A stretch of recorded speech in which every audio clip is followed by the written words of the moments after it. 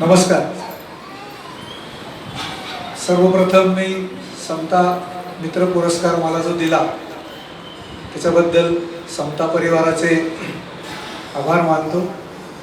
एक मोठी जबाबदारी आता माझ्यावरती आली असं मला थोडंसं वाटायला लागलं.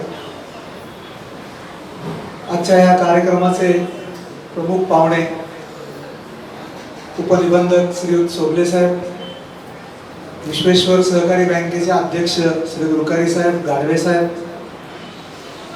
अलिबागवरनं मुद्दाम उपस्थित राहिलेले कमळ सहकारी पतसंस्थेचे संस्थापक श्री तुळपुळे साहेब, अध्यक्ष श्री पाटील साहेब, चाळके साहेब, बरेच मान्यवर इथं उपस्थित आहेत. ज्यांनी हा कार्यक्रम आयोजित केला ते संयोजक श्री काकासाहेब कोयटे की जे एक पतसंस्था किंवा सहकार चळवळीचं एक भक्कम नेतृत्व ज्याला म्हणता येईल असं नेतृत्व. त्याचबरोबर माझे कुटुंबीय आलेत आणि काही माझे मित्र आले. त्याचबरोबर समता परिवारातले हितचिंतक, सभासद, बंधू भगिनी. मुळात हा जेव्हा पुरस्कार देणार असं त्यांनी सांगितलं मला, तेव्हा खरं म्हणजे मला एक आश्चर्याचा धक्का होता की असं नेमकं मी काय केलं की मला पुरस्कार मिळणार आहे. परंतु एक सहकारामध्ये काम करत असताना एका चांगल्या पद्धतीने काम करण्याची जी काही मला संधी मिळाली, मला वाटतं त्याचीच थोडीशी ही पावती असावी असं मी समजतो. मुळात मी बँकिंगमध्ये माझं करिअर मी सुरू केलं. 1981 पासून बँकिंगच्या याच्यामध्ये जवळजवळ 30-32 वर्ष काम केल्यानंतर विविध बँकांमध्ये मी काम करत असताना मी केवळ बँकिंग शिकलो. परंतु गेल्या 10-15 वर्षापासून ज्यावेळेला माझा महाराष्ट्र राज्य पतसंस्था फेडरेशन यांच्याशी संपर्क आला आणि विशेष म्हणजे जशी आपली बँकांमध्ये डिपॉझिट इन्शुरन्सची स्कीम आहे तशीच पतसंस्थांसाठी एक ठेव विमा योजना तयार केली होती. काही दुर्दैवाने त्याच्यामध्ये यश आलं नाही, परंतु त्या संस्थेचा एक मुख्य कार्यकारी अधिकारी म्हणूनही मला काम करण्याची संधी मिळाली. आणि त्यावेळेला मी पतसंस्थांना खूप जवळनं बघायला मला मिळालं. आणि मला वाटतं की या 10-15 वर्षांमध्ये खऱ्या अर्थाने मी बँकिंग कसं शिकलो होतो तसा सहकार मी शिकायला मिळाला. पतसंस्था ही नक्की एक चांगली चळवळ आहे, परंतु दुर्दैवाने या चळवळीचं एक चांगली बाजू जी समाजासमोर यायला पाहिजे ती येत नव्हती. जी चांगल्या गोष्टी येणं अपेक्षित होतं त्या येत नव्हत्या आणि ज्या बदनामीकारक किंवा वाईट गोष्टी आहेत तेवढ्याच जास्त प्रकर्षाने या समाजासमोर मांडल्या जात होत्या. मग अशी बरेच याच्यामध्ये झालं की एक सामान्य माणसाला, एक खरं म्हणजे ज्याला पत नाही किंवा ज्याला खरंच काही ऐकत नाही अशा माणसाला चटकन कुठं जर त्याला जर सहाय्य मिळत असेल तर ते पतसंस्थांमध्ये जातं. आज महाराष्ट्रातली पतसंस्था चळवळ ही खूप तशी सुदृढ अवस्थेत आहे. 70,000 कोटीच्या ठेवी या जवळजवळ या पतसंस्थांमध्ये आहेत आणि या पतसंस्थांमध्ये काम करण्याचा प्रामाणिकपणा हा निश्चित त्याच्यामध्ये होता. परंतु बऱ्याच गोष्टी ज्या होत होत्या त्या केवळ कायद्याचं अज्ञान असल्यामुळे होत होत्या.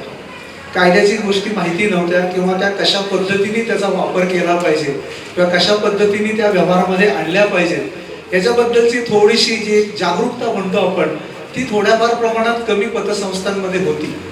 परंतु हळूहळू या गोष्टी आता बदलत चाललेल्या आहेत. मला एक खूप चांगली फेडरेशनच्या माध्यमातून संधी मिळाली. फेडरेशनच्या माध्यमातून मला राज्यभर सगळीकडं जाण्यासाठी मिळालं. सगळ्यांबरोबर संपर्क आला. सहकार खात्याशी माझा चांगला संपर्क आला आणि एक रेग्युलेटर असताना किंवा रेग्युलेटरच्या भूमिकेतनं नेमके निर्णय कसे होतात हे खूप जवळनं मला बघायला मिळालं. कोणताही शासकीय निर्णय जेव्हा होतो तेव्हा तो कोणताही एका दिवसात किंवा असा आठवड्यात होत नाही, तर त्याच्यावरती किती थिंकिंग प्रोसेस असते हे मला तिथं जवळनं बघायला मिळालं. त्यामुळे माझ्यामधला सुद्धा एक बदल त्याच्यामध्ये खूप झाला. एक थोडीफार प्रगल्भता ज्याला आपण म्हणतो ती आली, एक मॅच्युरिटी मला त्याच्यामध्ये आली आणि या दृष्टीने निश्चित एक आपल्याकडे जे आहे ते जेवढं देता येईल या भावनेतनं मी जास्तीत जास्त देण्याचा प्रयत्न केला. फार मोठं काही मी काम केलेलं नाही. माझ्यापेक्षाही खूप मोठे काम करणारे कार्यकर्ते आज पतसंस्था चळवळीत किंवा सहकार चळवळीत मध्ये नक्की आहे. अर्थात हे सगळं होत असताना जेव्हा मी मागं वळून बघतो त्यावेळेला मला निश्चित माझ्या आई वडिलांची आठवण येते. की ज्यांनी माझ्यावरती संस्कार केले आणि माझी जी जडणघडण केली, एक प्रामाणिकपणा आणि सचोटी किंवा एक डिवोशन ज्याला आपण म्हणू, हे मला निश्चित माझ्या आई वडिलांकडनं मिळालं. त्याचबरोबर हे सगळं करत असताना मी मगाशी उल्लेख झाला की बराच काळ मी बाहेर होतो, बराच काळ मला बाहेर फिरावं लागत होतं. माझ्याबरोबर काकाही असायचे, तुळपुळे साहेबही तेव्हा असायचे आणि आम्ही खूप प्रवास आणि खूप त्याच्यामध्ये लेक्चर्स असतील किंवा प्रबोधन असेल किंवा काही ऑडिटच्या निमित्ताने जात होतो. अशा वेळेला घरच्यांचंही मला सहकार्य होतं. त्याचबरोबर मला काकांसारखे, तुळपुळे साहेबांसारखे, कांचन साहेब असतील, रुकारी साहेब असतील किंवा जनता बँकेमध्ये मला जे काही अधिकारी मिळाले, या सगळ्यांनी मला एक चांगलं मार्गदर्शन केलं, एक प्रोत्साहन दिलं. मी ज्या वेळेला नोकरी सोडण्याचा विचार केला त्यावेळेला मला चांगल्यापैकी नोकरी होती आणि नोकरी सोडण्यासारखी माझी नक्कीच परिस्थिती नव्हती किंवा मला नोकरीवरनं जा असंही कोणी सांगितलं नव्हतं. परंतु ज्या वेळेला या पतसंस्था चळवळीशी माझा संबंध आला त्यावेळेला विशेषतः काका आणि आप्पांनी मला खूप आग्रह केला की आज पतसंस्थेच्या चळवळीमध्ये एक चांगल्या किंवा एक विचारांची किंवा चांगल्या मार्गदर्शनाची गरज आहे आणि अशा वेळेला तुम्ही हे नोकरी न करता काही करता येतं का विचारात घ्या. अशा वेळेला मला वाटतं भाईजींचं एक नाव घ्यावं लागेल, चांडक साहेबांचं.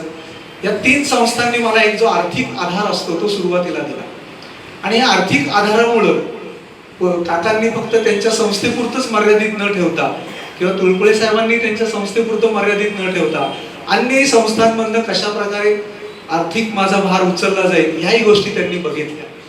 त्यामुळं मी जास्त जोमाने मला वाटतं की याच्यामध्ये काम करू शकलो, कारण शेवटी माझी आर्थिक गरज त्याच्यामध्ये जी होती ती भागली गेली आणि त्यामुळे मी याच्यामध्ये जास्त उत्साहाने आणि जास्त झोकून देऊन काम मला करता आलं.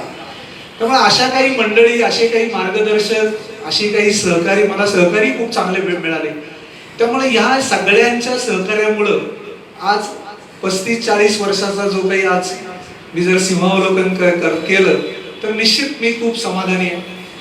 आणि एक 70,000 कोटीच्या एकूण व्यवसायामध्ये एक महाराष्ट्र राज्य जो आहे या चळवळीमध्ये मला कुठेतरी एक स्थान आहे आणि मला वाटतं की या एक सन्मानामुळे निश्चितच मला एक काकांनी एक स्थान मिळवून दिलेलं आहे. त्यामुळं मला माहिती की हा पुरस्कार जो आहे तो सहकार मित्र पुरस्कार आहे आणि मित्र म्हणल्यानंतर विश्वास आणि आपुलकी या 2 गोष्टी आपोआप येतात आणि मला वाटतं माझी एक ही जबाबदारी आहे की हा जो मित्राचा पुरस्कार आहे, मित्र म्हणून पुरस्कार आहे, आपुलकी आणि विश्वास जो माझ्यावरती आजपर्यंत सगळ्यांनी जो दर्शवला आहे त्याला कुठेही गालबोट लागणार नाही याची मी भविष्यात देखील निश्चित काळजी घेईन. ती मला नक्कीच त्याच्यामध्ये मला आता माझी जबाबदारी वाढलेली आहे.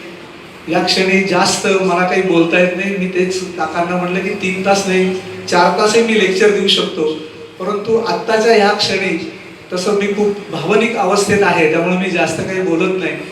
पुन्हा एकदा मी समता परिवाराचे आभार मानतो, त्यांनी मला पुरस्कृत केलं, एक सहकार चळवळीमध्ये मला एक चांगलं स्थान त्यांनी दिलं, त्याच्याबद्दल मी पुन्हा एकदा आभार मानतो आणि पुन्हा ते सर्व तुम्ही आपण उपस्थित राहिला, माझ्या या वैयक्तिक आनंदात देखील आपण सहभागी झाला, त्याच्याबद्दल मी पुन्हा सर्वांचे आभार मानतो. जय हिंद, जय सर.